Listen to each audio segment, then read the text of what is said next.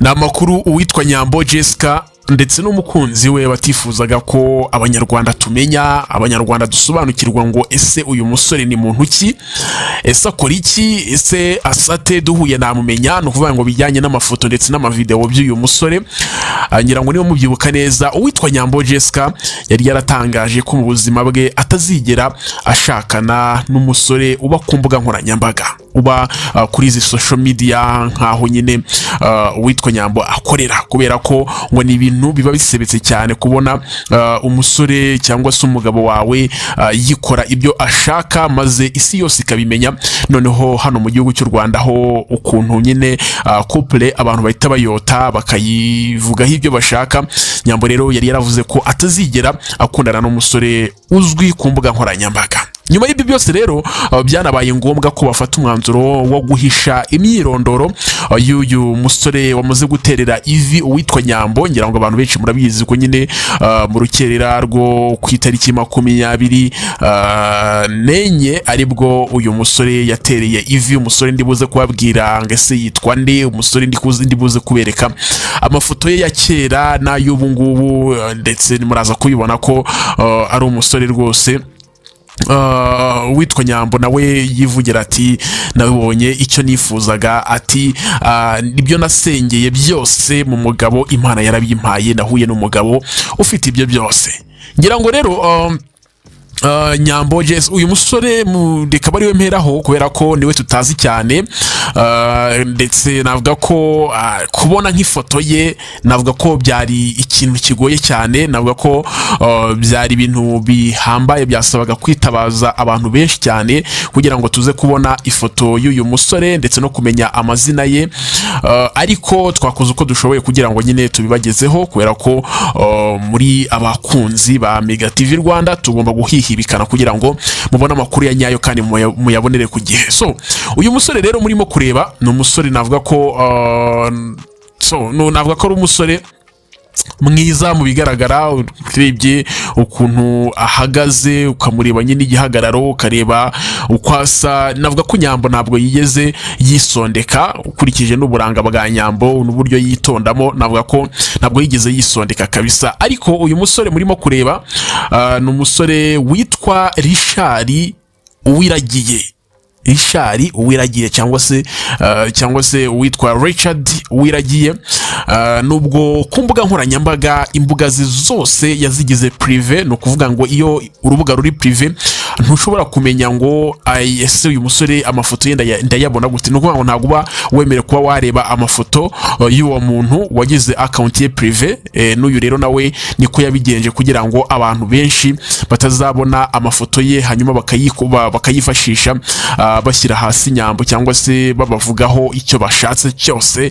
Ariko ngira ngo twebwe twamaze gukora uburyo bwabaga kugira ngo aya makuru tuyageze hano kuri Mega TV Rwanda. Rero uyu musore niwe murimo kureba hano, murabona ko ari umusore nyine umeze neza, ariko ni umusore nawe bisa nkaho yaciye mu buzima butandukanye kugira ngo kuri uyu munsi abe yavuga ati noneho narongora Nyambo. Umukobwa navuga ko ari umukire, umukobwa navuga ko azwi, umukobwa navuga ko ari mwiza. Rero bisaba kuba nawe wihagazeho, yaba ku mufuka ndetse no ku myitwarire nyine n'uburanga bugaragarira inyuma, niba n'abagabo bagira uburanga simbizi. So navuga ko rero uyu nguyu Richard cyangwa se Richard ni umusore rwose ukorera hariya muri Dubai, niho akorera akazi ke ka buri munsi. Ndetse uyu Richard akaba cyangwa se akaba yibera ahitwa Australia, aba mu gihugu cya Australia, ariko n'umunyarwanda pire rwose. Uyu nguyu ni mwene Kanyarwanda, ntabwo ari umunyamahanga. Nubwo aba muri Australia akaba akorera muri Dubai, ni umunyarwanda kabisa pire wuzuye. Akaba rero ari we musore wamaze guterera ivi uwitwa Nyambo Jessica. Navuga ko byari ibirori bidasanzwe. Wenda ntabwo ndibuze kubitindaho cyane kubera ko nkeka ko mwabimenye, ariko ntabwo amakuru muyamenyera icyarimwe. Hari abantu baba batarabisobanukiwe, ariko mu rukerera rwo kwitariki 24 z'uku kwezi turimo kwa karindwi muri uyu mwaka wa 2026 nibwo uwitwa Nyambo Jessica yaterewe ivi n'uyu Rishari uwiragiye, ndetse bikaba ari ibintu byabaye bitunguranye cyane kubera ko Nyambo ntiyigeze anabikeka kuko ntiyarazi ko umukunzi we ari hano mu gihugu cy'u Rwanda, ndetse uyu Nyambo Jessica yarazi ko ngo ari gutegura bidi y'uwitwa Bwiza, ariko bari bamupangiye mbega bikomeye cyane, ndetse byari ibintu biri classic, ubona ko rwose hari ubusirimu bwinshi, ubona ko rwose bari bishimye, ndetse Nyambo emotion zaramufashe bya hatari, ariko yishimiye kuba umusore yakunze yaragize gutya akamuterera ivi, hanyuma akamubwira ati ese wakwemera kumbera umugore? Nyambo nawe agasubiza atazuyaje avuga ati ndabyemeye. Ngira ngo rero muri urwo rukerera hari abantu bake cyane, navuga ko abo tuzi bamenyekanye cyangwa se abastari, harimo uyu nguyu Bwiza akaba umuhanzi nyarwanda, ndetse n'umugore wa Rusine witwa Irene. Nibo bantu navuga ko ari inkoramutima za Nyambo zari zihabaye kuri uwo muhango. Ariko nanone muri ibyo birori abantu bakomeje kugenda bibaza ibibazo byinshi bitandukanye, bati ese no kubera iki uwitwa Nyambo Jessica atigeze cyangwa se timu yagaragaye muri ibyo birori kuki hatagaragayemo abarimo Miki, abarimo Jojo, kubera ko ni bamwe mu bantu navuga ko twari dusanzwe tuzi ko ari inshuti magara ntunsige rwose z'uyu Nyambo Jessica, cyane cyane nka Miki navuga ko ari umuntu wari wa hafi, kubera ko na Miki atererwa ivi uyu nguyu Nyambo yari ahabaye, ndetse bakoranye ibintu byinshi cyane. Navuga ko